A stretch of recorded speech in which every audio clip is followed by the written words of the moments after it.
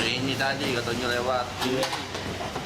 Jenazah korban tewas tersambar kereta api di Kecamatan Kertapati, Palembang pada Selasa pagi dievakuasi ke Rumah Sakit Bayangkara, Palembang. Korban belakangan Agus Tribudi, 38 tahun, dan merupakan petugas Dinas Lingkungan Hidup dan Kebersihan DLHK Palembang.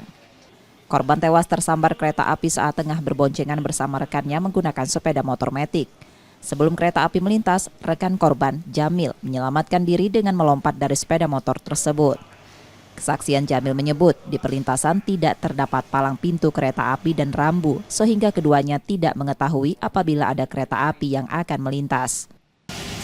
Kawan aku tuh ngerem, loncat, tidak loncat, bareng mas ditambah galau. Nah, ini kena sebat. Meninggal di tempat ya? Meninggal tempat. Memang kati palang pintu. Kati, Tugas yang jago juga tak kati. kati. Sadarnya itu kereta pas lah dekat kayak. Iya. Usai kejadian, polisi sudah melakukan olah TKP dan meminta keterangan sejumlah saksi. Reski Oktora, Muklas Diferensial, Kompas TV, Palembang, Sumatera Selatan.